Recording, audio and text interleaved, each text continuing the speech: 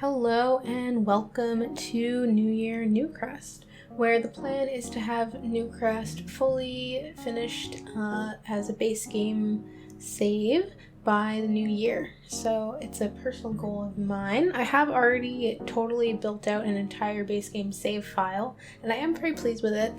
But I recently went to South Carolina to visit my grandpa and his girlfriend for his birthday, and I was just really enjoying all of the southern brick houses and architecture, and it's just not a style that I build in a whole lot, to be quite honest, and it's very base game friendly because we have a lot of different bricks stuff, and so I was like, why don't I build Newcrest inspired by Sumter, South Carolina, and just have a bunch of lovely brick houses and have a fun time. So that's what we're doing.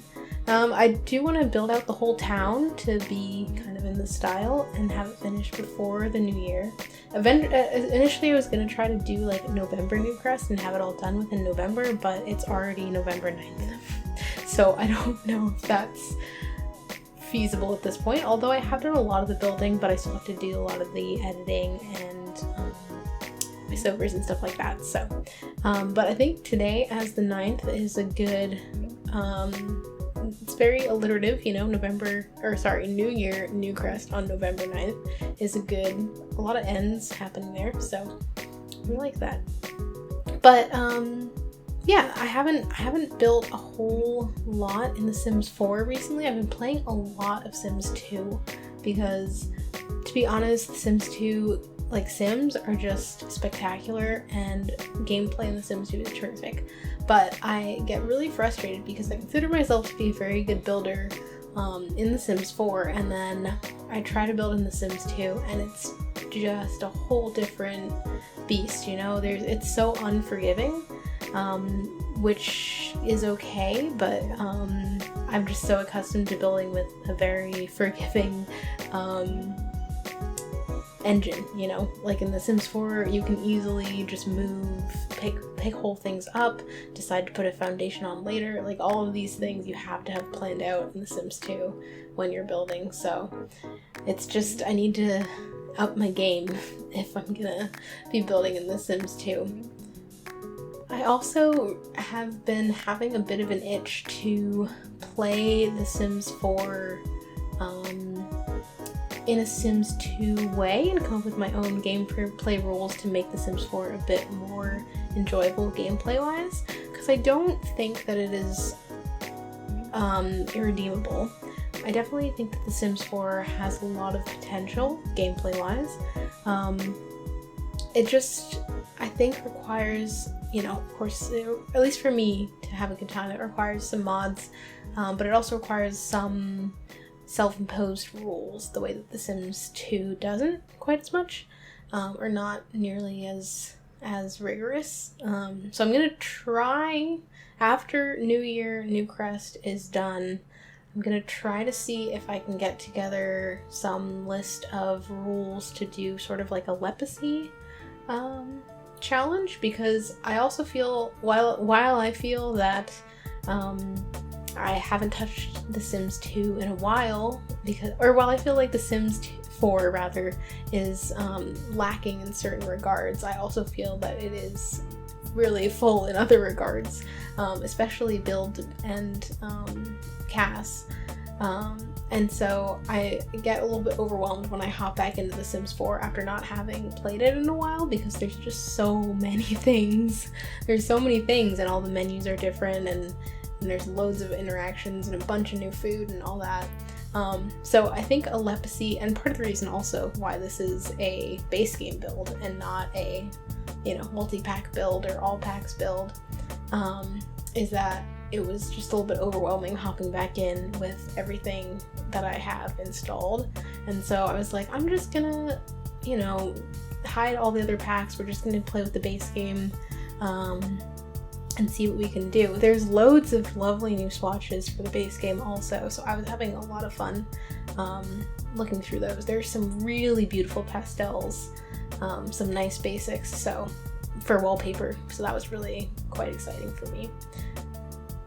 But yeah, the hope is that once this Newcrest area is done, I'll be able to play in it for my Legacy challenge. So it'll be a family living in Newcrest and visiting all the lots in Newcrest, and then maybe I'll see if I can marry my my base game save some of the lots in Willow Creek and Oasis Springs with this as well, so that it can be kind of an amalgam, but we'll see.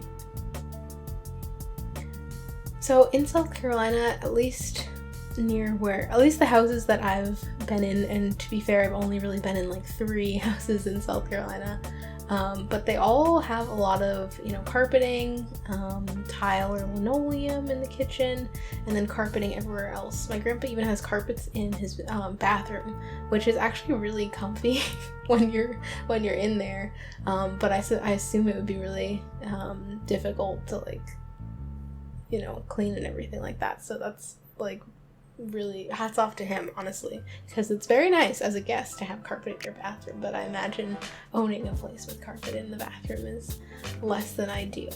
But I didn't do that here. I did consider it, but I just think in terms of gameplay, at least for me, I think it's nice to kind of have rooms purposes blocked off a little bit based on their scheme, and having tile or linoleum, I think in this case in the bathroom and kitchen is kind of helpful for me gameplay wise. So I didn't do that, but I considered it, and maybe I will for one of the houses as a little bit of an Easter egg. But yeah, a lot of carpets, a lot of linoleum, and lovely wallpaper everywhere. Very warm, so I tried to do warm lighting as well, but I didn't want it to be super yellow. I feel like The Sims goes a little bit too yellow with the lighting, and it makes it look kind of I don't know, old, maybe, or dirty. I don't know, it's not quite right. I want it to be a warm yellow. So I did do a combination of the yellow and these saucer lights that have a little bit more of a white or blue light, to give kind of something in between. Don't worry, I don't leave this bed in there. I was just trying to see if a double bed would fit, and it does, although it's a little bit awkward, but it fits. We're gonna say it fits. For me, at least, when I do starter homes, I like for them to not be furnished, because in real life, when you move in somewhere, it's not furnished usually. Sometimes the previous owners will leave some of the furniture, but usually you have the plumbing and counters and stuff like that. But as far as furniture, it's completely empty, so you can have your own taste added to it. But I don't know, I like the realism of that, and I like being able to move a sim in and have their own furniture live in the space, because it kind of makes the house feel a little bit different each time, even if you might be moving into the same house a different sim in the future. But yeah, right now we're mostly doing landscaping, but yeah, this is a quick one just to introduce the goal, Newcrest, and to get us started. And I hope that you'll enjoy, and I hope that I'll be consistent with posting and get these all through before the new year. So I'll leave you with that, and have a great rest of your day.